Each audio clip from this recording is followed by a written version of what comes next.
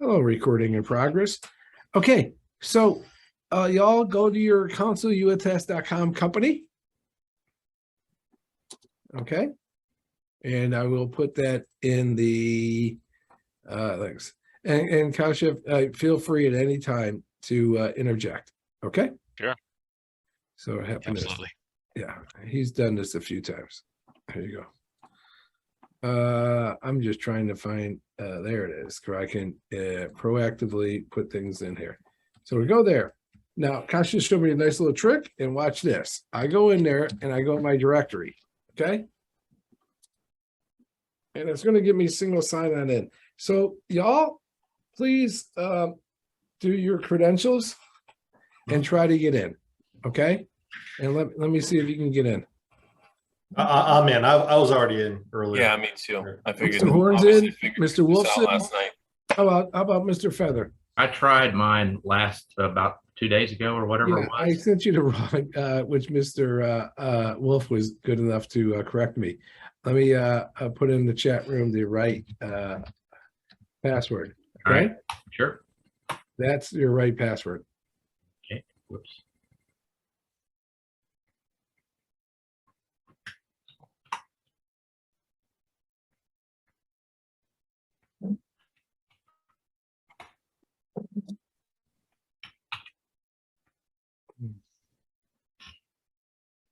Okay. Happiness. Okay. We're on this wonderful council. Okay. Now we are going to do what you tell the world. Say straight up. Okay. So here's this tool. It's a wonderful tool. It's for you, the risk manager usually in the Office of Compliance. Let me pause here and listen. Mr. Horn, I'll ask you. Who do you think is the right person in the audience for the YouAttest product in the company? Is it the officer of compliance? Is it the CISO? Is it director of IT? I have my answer, but I wanted to actually ask. Yeah, I would say if you're trying to get your foot into the door to actually show the product, I think in both cases it would be the CISO, the compliance officer, and maybe even the chief information/technology officer, depending on how they're worded in the company. Okay. Because in most, really what you're wanting to get to is who owns identity and access management in the company. That person, and then along with maybe compliance, because compliance in most cases doesn't own it, but they're going to be the ones reporting on it, whether it be a SOC 1 to, whatever framework.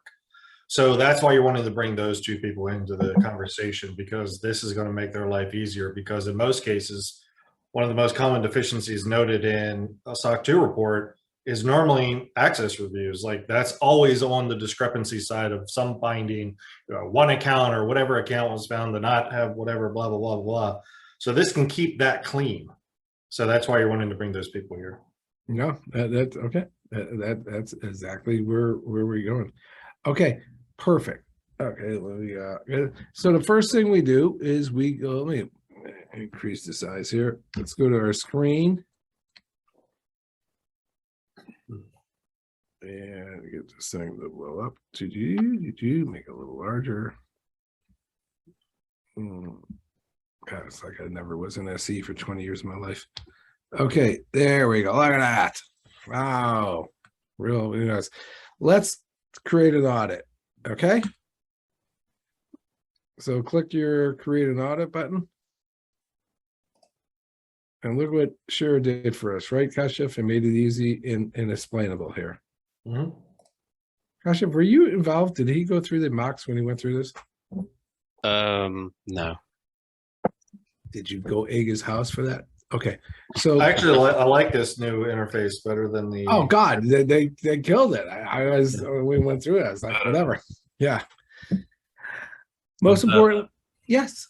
I like it. Yeah. Most importantly, we're going to do an app audit. Okay. And this is what takes the thousands of lives and millions of lives and thousands of years. So we perfected the SSO. So we're now integrated in there. We have a bunch of demos on how to do SAML integrations, all this. One of the main reasons for doing this is that it's just a SAML or OIDC integration. There's no reason to use the first call and to show someone there. Okay. We all come up with our own type of demo names. My thing is I like giving a date. And then because if I'm doing multiples, then I just give it a name. And I go 019A. That's me. Really important though. And my goal, Mr. Horn, Mr. Feather, is to get you guys to be MSPs. Okay. That's really, if you want to see it, I don't want to be doing the individual sales. I just don't want to do it. I don't want to do dinners. Okay. I like building product. I like taking your feature requests. Okay. So the way I see this start with this would be, Acme company A, blah, blah, blah. Right. And then what the review is. Okay. Then what we want today is say, let's a completion date. Okay. Rock and roll. Most importantly is next. Ashley, can you do me a favor? I sent out yesterday the step through guide. Can you put the link in the chat room while I'm doing this? Sure. Yeah, that's the one that Kashif did with the nice boxes and I did with the red lines. Yes. Okay. So what this application, and this is what we did the video on, so you can go back and watch the video or watch this video, is we did a video on this, and Ashley is putting in the chat room the actual step-by-step guide, is then let's choose an app. I'm the risk manager, and we like to tell in this story, let's tell that we're doing the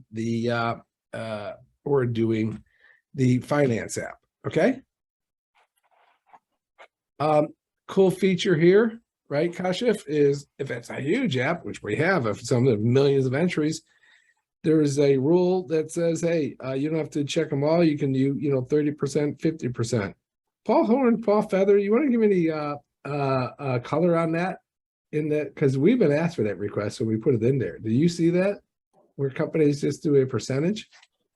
I would say, well, I'll let Paul speak because he does more on the compliance side, but I have seen this, yes. Okay. Yeah. And I have seen it from a sample selection of a specific application. Yes. So they can get coverage instead of doing 100%. I think 100% would be smart, at least periodically, but sometimes they'll do a percent over time that'll equal eventually 100%. So if they do a quarterly, they do 25%.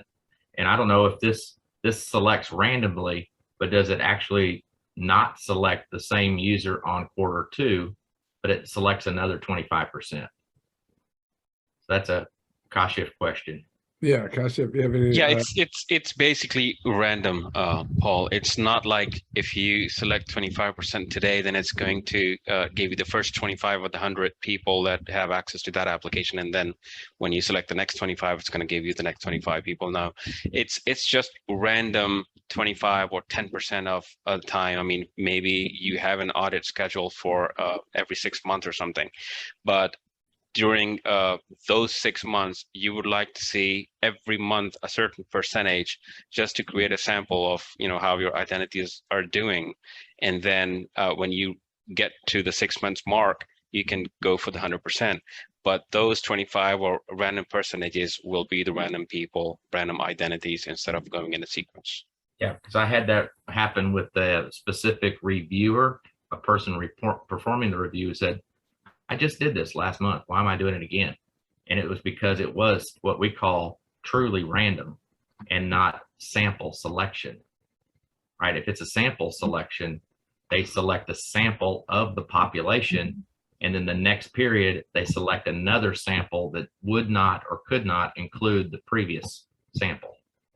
So it would be from the next 75%, let's say, you'd choose another 25%, and then on the next quarter, it would be from 50% that's left over, you would take another 25%, and then on the last quarter, it'd be 25%. So you're getting, eventually you'll get to 100%, but you're not duplicating any of the users being reviewed during that period because it was a part of a sample selection in period 1.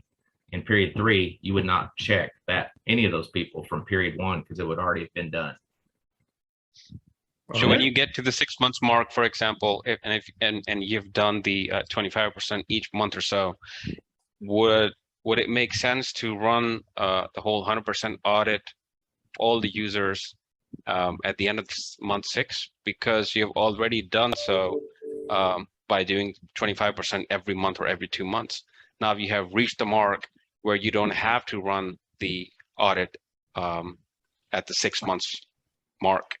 You already have, you can just go ahead and aggregate those results, put them together, and that's your audit right there.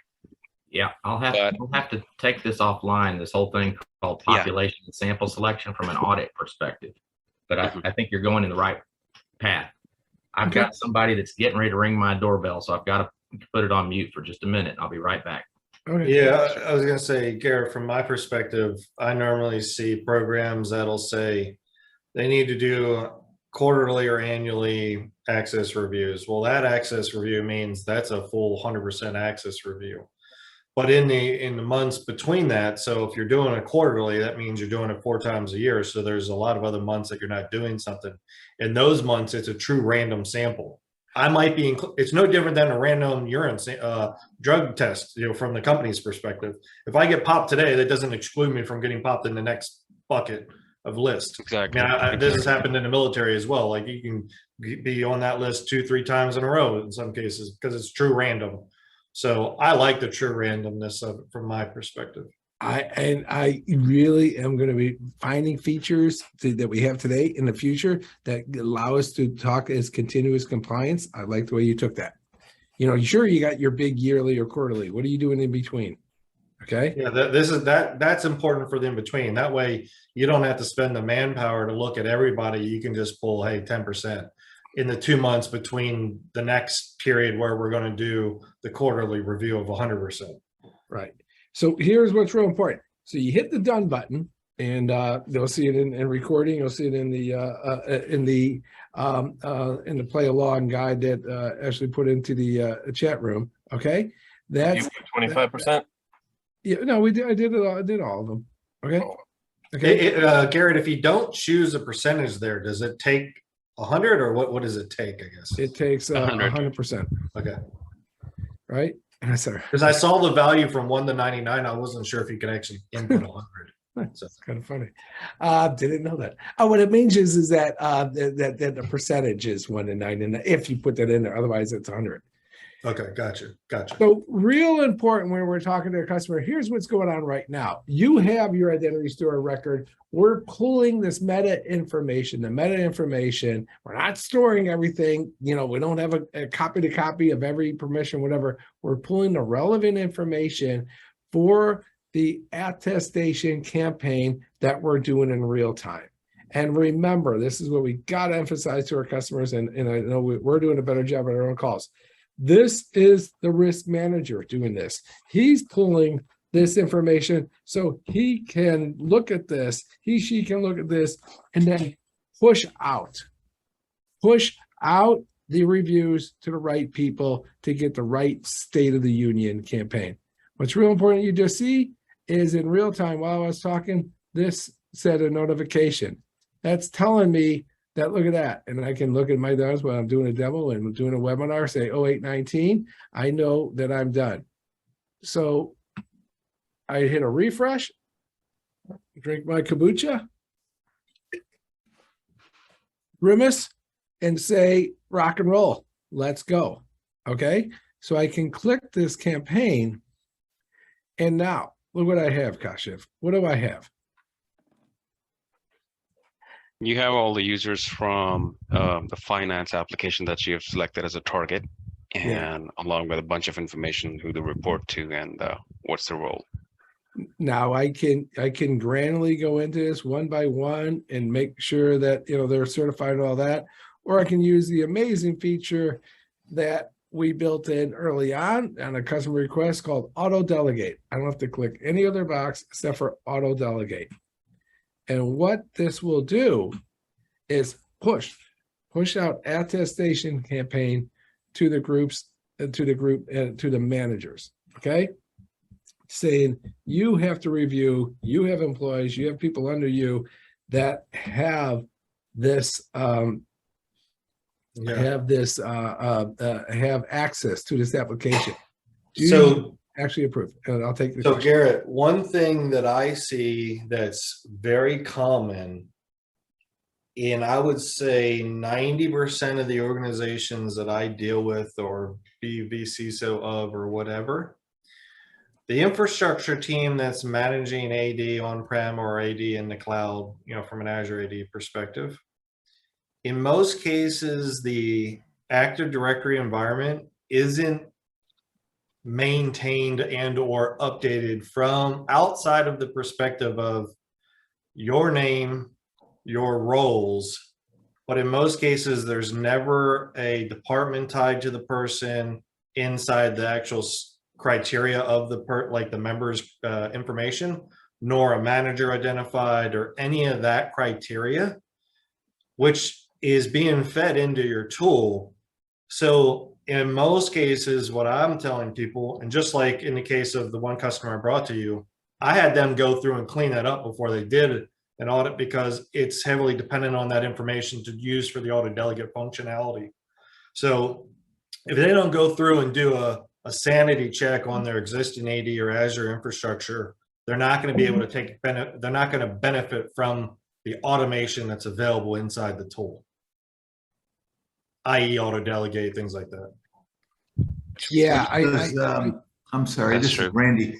We were talking about that, Garrett, I think last Right. week, and Kesef, but does not the group, like if it, it always puts them in a group, right? So if you're talking about Active Directory groups, that may be a way to go that would substitute for that. I mean, it would be best if they had a manager assigned, but second, maybe the group that they're assigned to.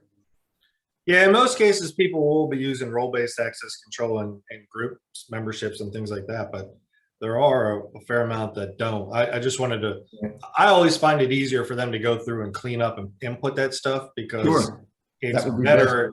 You're better off there, because at the end of the day, the IT people are getting lazy. They're not keeping up and managing it. Or, hey, if I'm in finance and I move departments to marketing, like they're not updating my department inside of AD. They might move my group or give me a group, but they might not have removed my old group. And well, now I'm in finance and marketing. Well, who should I belong to?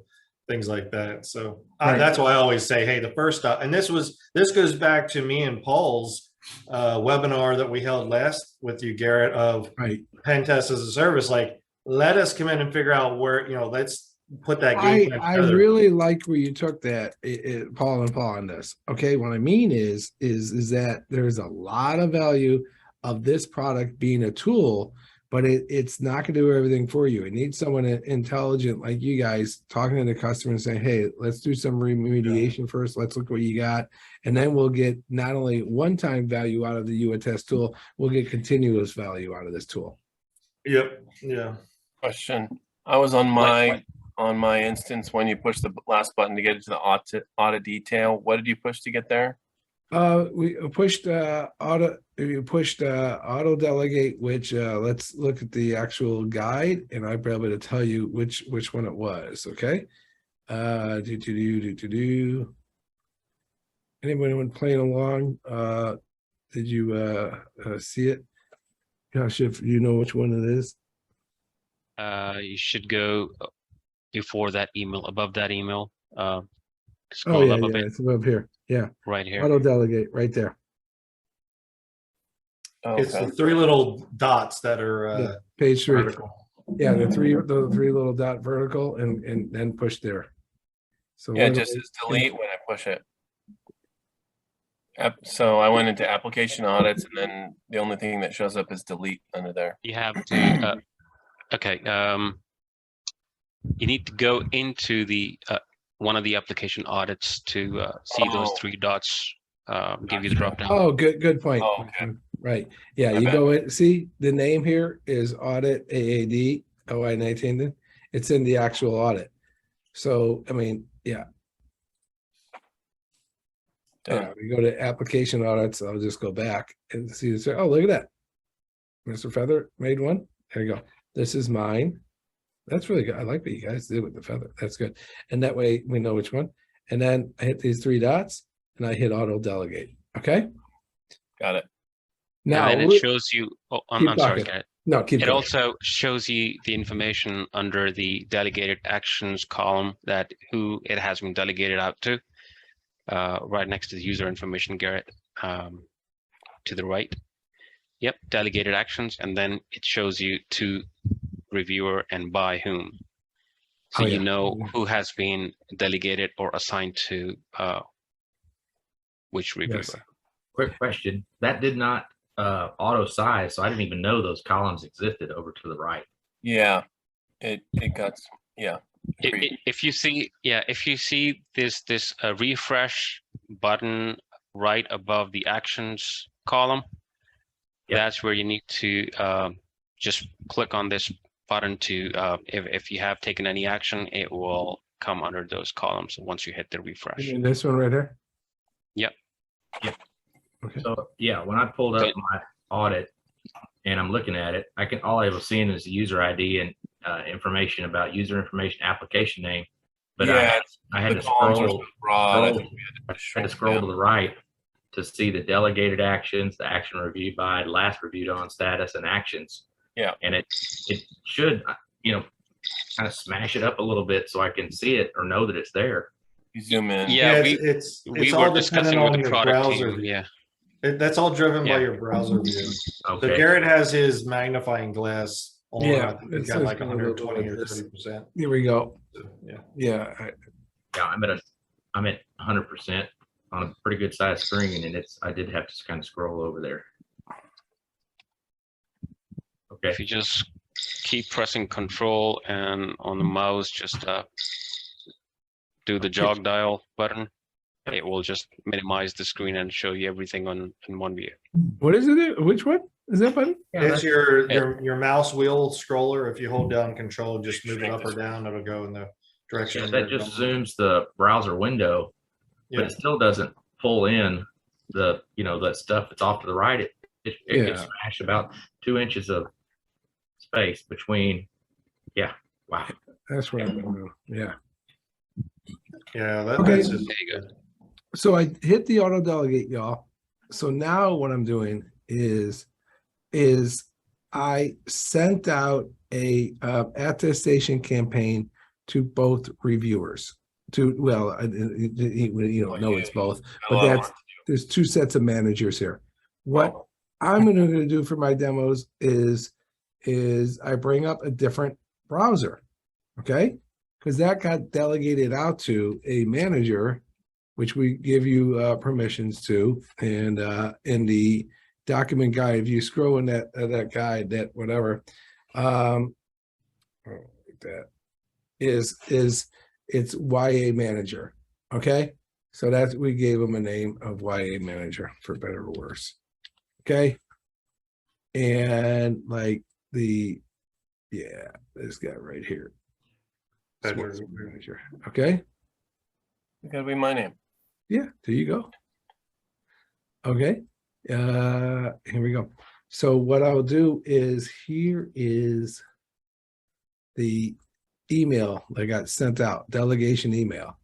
Okay, and when I click on this, brings up the email. It will actually show the email that YouAttest sent out to the delegation email. Okay. Oh, that's not the one. I want to got lots of these ones. Yeah. Fantastic. The HQC one's mine. Yeah, this is the one that is relevant to me. Okay. This is great. I can see everyone uses it. Yeah, that's mine. Okay. And it wouldn't have multiple things, but we're just sharing one tenant right now. And I click this, and this is where it gets fun. Garrett, can you let Sharon? He's in the bridge. 100%.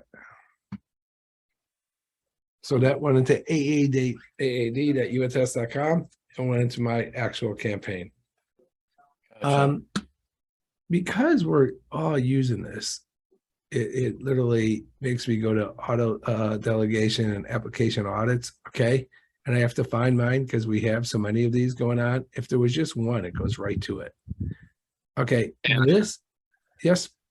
And Garrett, it's You would note here that as a reviewer, you have limited options here. You can see not all the options that a risk manager can see in his console. So as an admin on the left-hand side pane, you have limited options. You don't have my account option or the other options that a risk manager can see. And you probably only see the audits that are assigned to you versus the other ones. Yeah, only the audits that have been assigned to you and only the users inside those audits that have been assigned to you, you will be able to see only those. Yeah. Perfect. I'm going to click this one.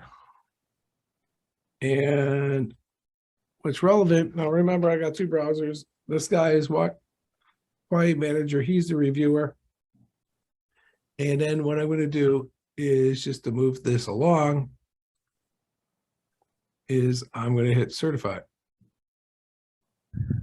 Sure, do I have to hit, I mean, gosh, do I have to hit this box or can I just Yes, hit certify?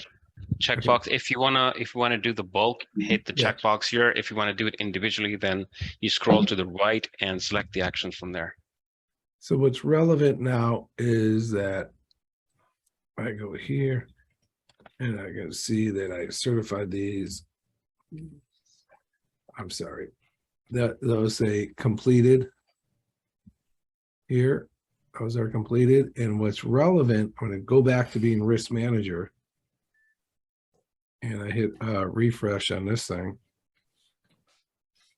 And you'll see that now the ones from YA manager are completed. Okay, it's in my little green tabs there. And if we want to see the whole screen, there we go. So he approved these two users, Kyle Morris And also Ashley you Madison. can, I'm sorry, Garrett. You No, can go for also pretend to be the other reviewer and select those other users as well and certify them to complete the audit 100%. Understood, but let's do this. This is what I Yeah. do.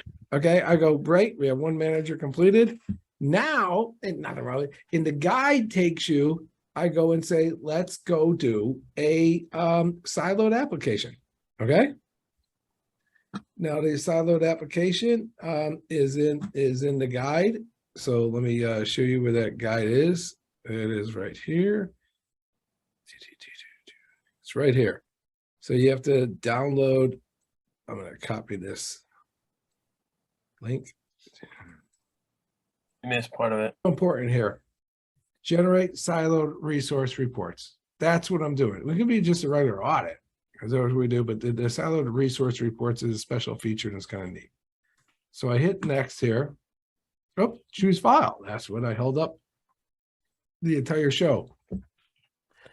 I have this CSV that's supposed to be a finance with users in my box, which is why it will be updated in the user's guide and that we sent out.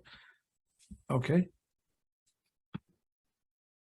And now that this is most importantly, what is your identity store record? Your identity store record is AAD.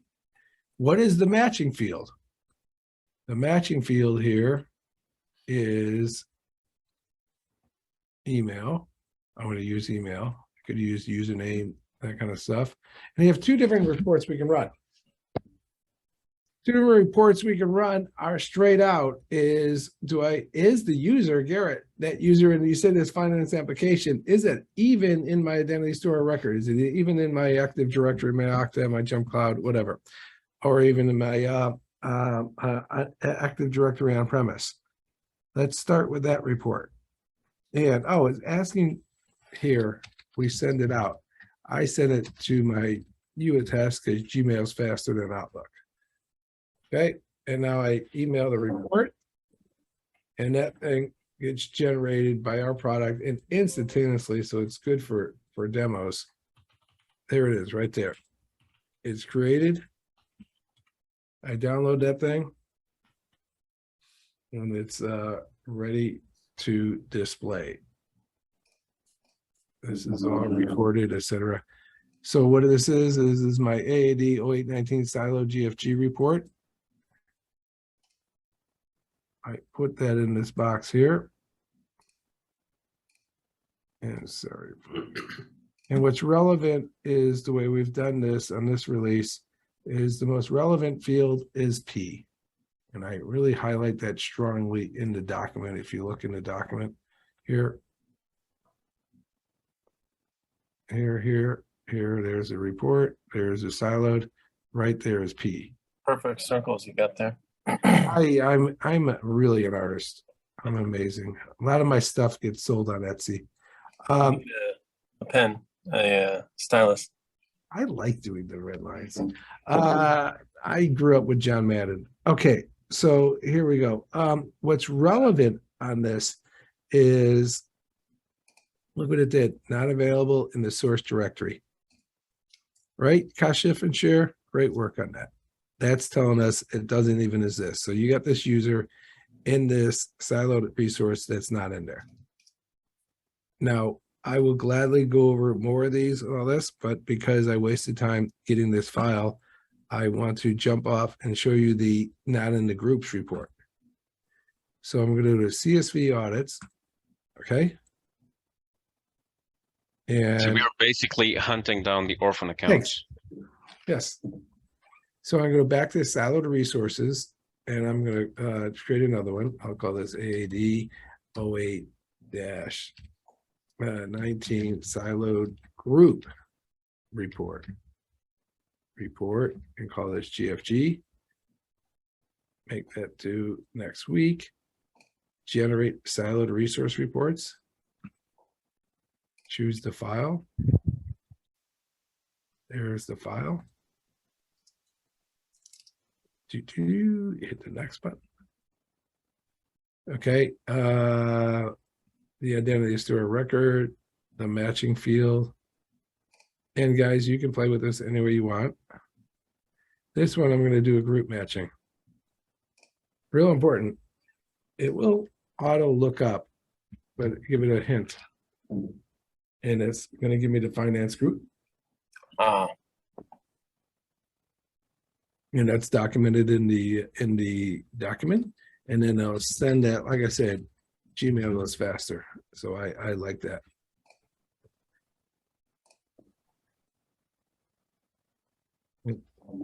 Should have a documented I drink this Costco kombucha. Okay, there we go.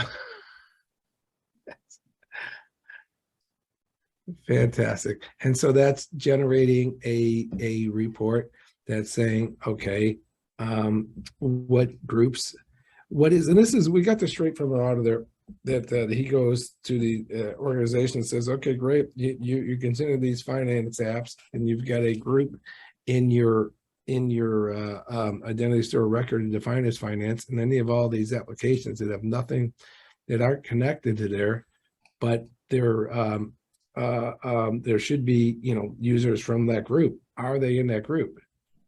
So now the risk manager has this report. And look at that. I just downloaded that in real time. I got it here.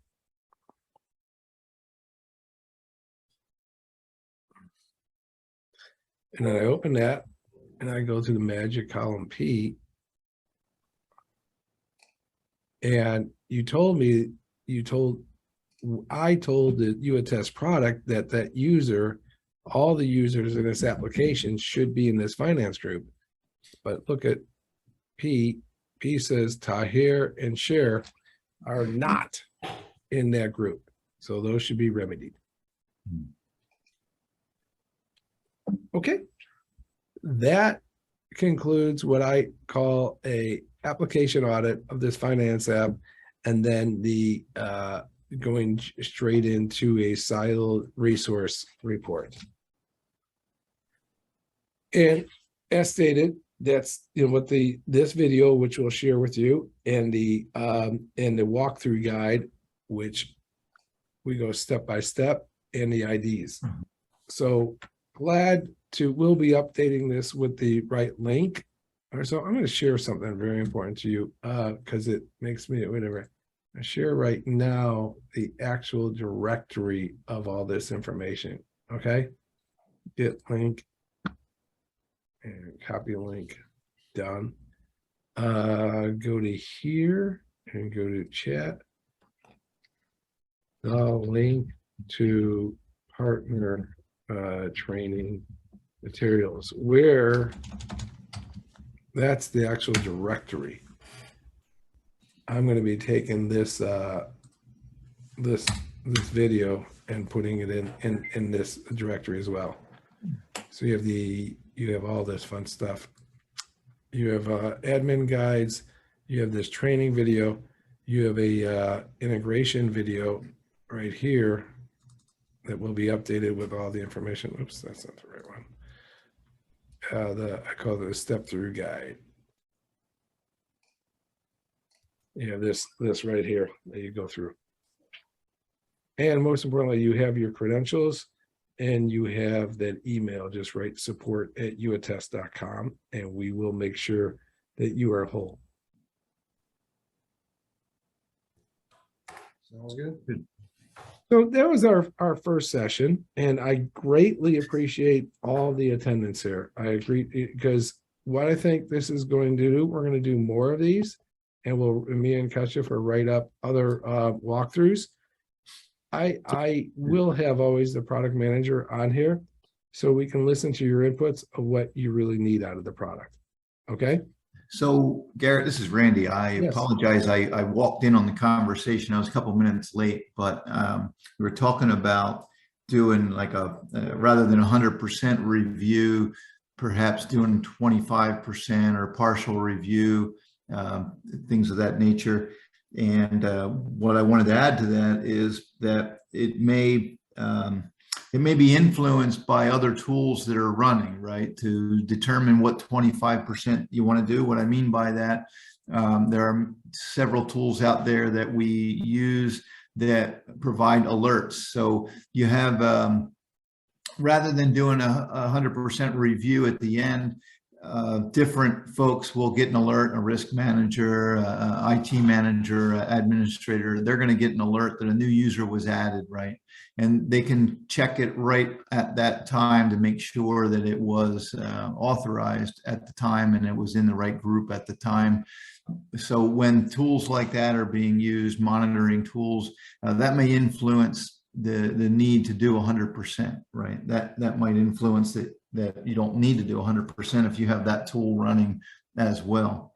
The other thought that I had was, I see where people will do more often a review of higher risk users. What I mean by that would be those that are in the domain admin group or power users or local admins, and less frequent reviews of the everyone group, right?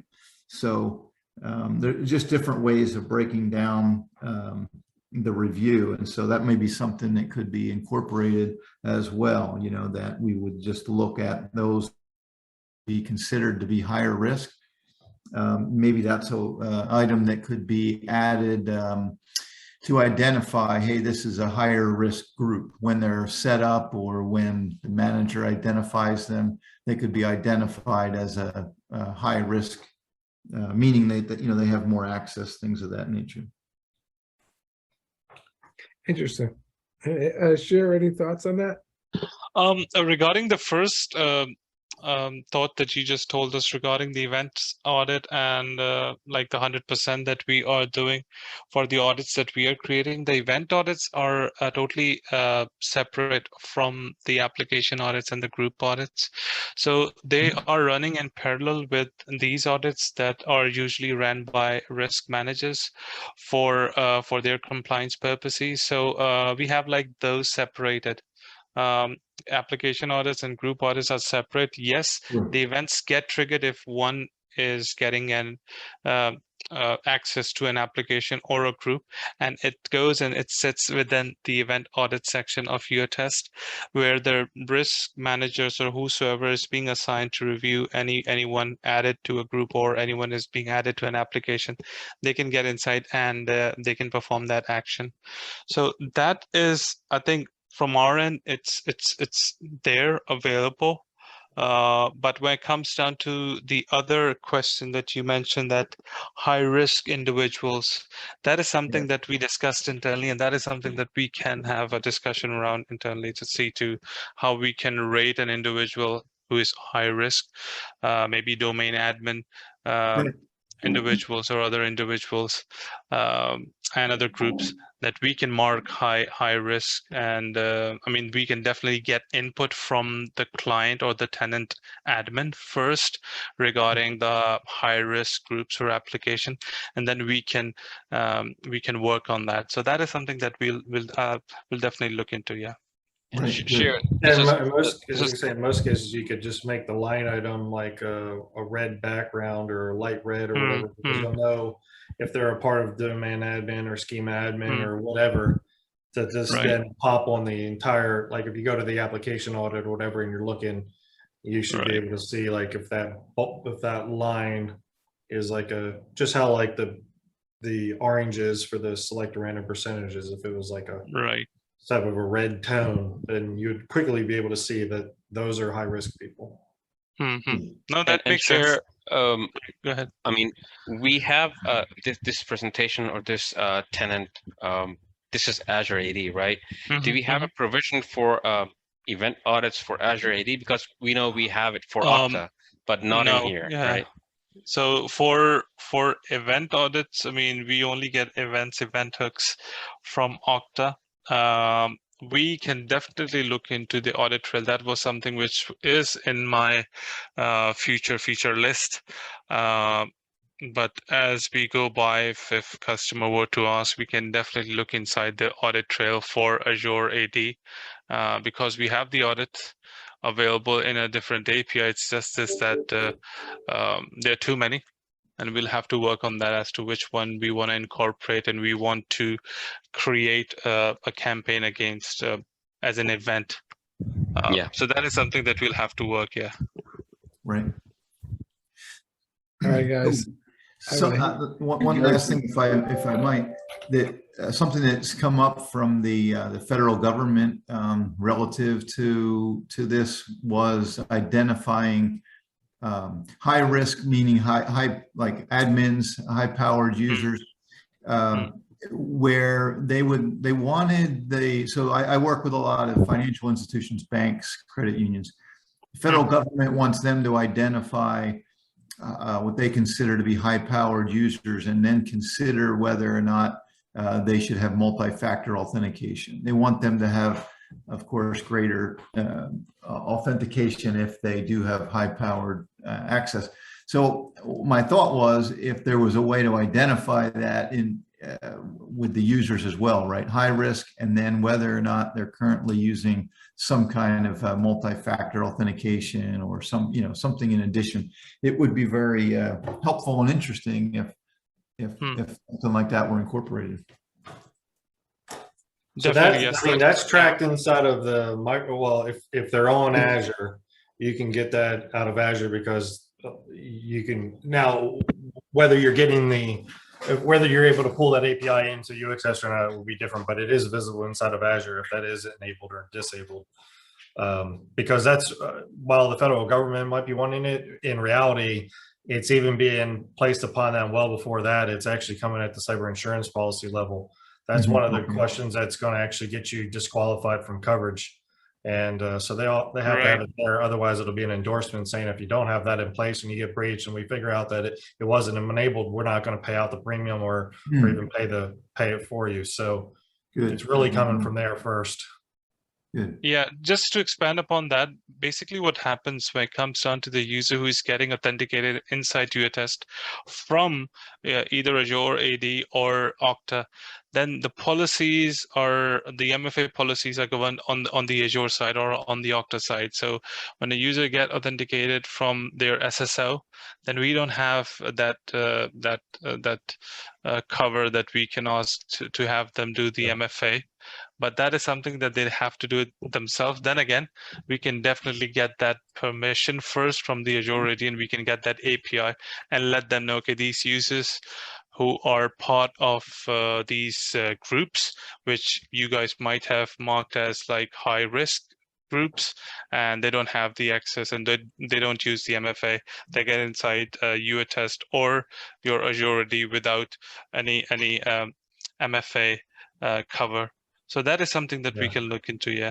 Yeah, it's all driven on the architecture and how they have it enabled and set up. I was just saying is, a quick swath would be if they're not using any complexity and they're just using the, native MFA within Azure AD, if they're an Azure AD company, or I mean, if they're using Azure AD, because everybody else, like you said, there are many places that are just using the multi-factor to the single sign-on, and then once you're at the single sign-on, then it's single factor from there for all the apps that are tied into it. So it's almost like how you have red card admins and jump boxes and things like that. It's just the architecture determines it. Right. Yep, that makes sense. Yep. Any other suggestion? Anything that you want to share or recommend? Any other thoughts maybe? Just one thing I know we're over time here, but I'm just starting to get into pitching this to my clients. And one thing that might be helpful, I don't know if you guys have this available, is a quote a checklist. Like obviously you look at your Okta, your AD, whatever, and then how many applications are in the mix, and kind of like going from there, listing kind of what are the key things you need to have in place, your owners. And I know a lot of these companies have these things, but it would be nice to kind of bring this all together to see what's in scope. Hey, Robert, yeah. So from from being a CISO and serving as a vCISO, I would recommend that your clients start with the BCP/DR plan if they're separate, or if they're one plan. That'll identify the critical applications that they have. That's where they should work outward from. Whatever your main primary source of identification is, whether it's Azure, Okta, or whatever, that's ground zero. That's where you start. But if you want to go outward from there, what to do first, I would say, look at your BCP, what's critical, and then work outward from there. That's your initial bucket of things to do. Yeah, I have a client that has a faulty BCP. Unfortunately, I agree with you. Yeah, So then you it's struggling with that right now, and they need to improve upon that. So, but if you're saying that's a start, then that's where they should start. They should clean up that plan and then identify, okay, well, if all hell breaks loose and everything's down, what are we bringing up first? That very first thing should be the first thing you're reviewing. What are we bringing up second? It's almost like if you have $1, what are we going to spend this dollar on? This. Yeah, and now we have $2. What's another $1 going to be spent on? I didn't hear anybody say BIA, but it's actually a BIA that drives the BCP. And your BIA would help you identify those high risk infrastructure pieces, software, applications, databases, and put dollar values to those being down or offline, that then drives your BCP. And I think your BIA, nobody does it, but you got to do it. I was going to say, yeah, a lot of people pencil whip the BIA or napkin the BIA, which is why I always say just start with the BCP or DR. Yeah, and they kind of just bypass the BIA, but in enterprise and bigger companies, they have to do a BIA, especially because of things like in financial institutions. It's all about the customers, and keeping their access to their ATM cards and loans and all that crap. And they've got to stay, focused on keeping those things up and running. Yeah. All right. Well, thanks, guys. I'm going to have to jump off. I think we lost Garrett onto another call. I really appreciate it. It was really good and great comments. Nice to meet you, Patrick. And Robert, I didn't get to meet you. I'm sorry I missed your introduction. And I don't know who 16107 is. That's Randy. Yep, that's me. Randy, Yep, nice meeting you. Yeah, Randy and I work together. Randy and I are working the SOC 2 with Garrett right now. And I've been working with Garrett for quite a while. My firm is Risk Comp Advisory, and Randy's Risk Reward, lots of risks. Yep, that's me. And maybe we can get more introduction next time. Perfect. I was on a call that ran over. I apologize for getting on late, but I'm based out of the Philadelphia area, but I have clients around the country. So hopefully we can work together on some things. And oh yeah, I'm doing two SOC 2s right now, and it's a lot of fun. It's chasing their tails a lot of times, and it's I do a lot of CMMC work as well. Yeah, I'm a CMMC RP. Yeah, perfect. Me too. Yeah, good stuff. It pays the bills. Hey guys, Nice glad meeting you guys are meeting, and we're going to do this again. I think the original was to get you guys just to get trained. What really I need is to get you guys trained and then the feedback that goes back to the product team. This is, I was hearing, I had a lawyer call. I disrespect lawyers way too much, so they quit on me. So I had to talk to Ashley knows that. It's actually true. It's actually true. So I'm like, all right, I'll do whatever. So I had to jump off for a bit, but I heard in background while I was dealing with this human. So this is good. Yeah. All right, guys. Good. But very important, the objective was to get you guys comfortable and give you a walkthrough. That you will have this video, you'll have all the materials, which is a walkthrough video that me and Kashif did on this, and when you have the actual walkthrough guide. Let us know, and we will, of course, jump on and train you. Okay. Sounds good. I appreciate it. Thanks, Garrett. Thanks, everybody. Thanks, Thank you. Garrett. Absolutely. Thank you, Ashley. Your time. Thank is you. Thank valuable, you, everyone. and we appreciate Thank it. you guys Thanks. for the Thank you, input. Kashi. Thank you. We'll Take care. talk Cheers. soon. Thank you. Bye. Take care. Bye.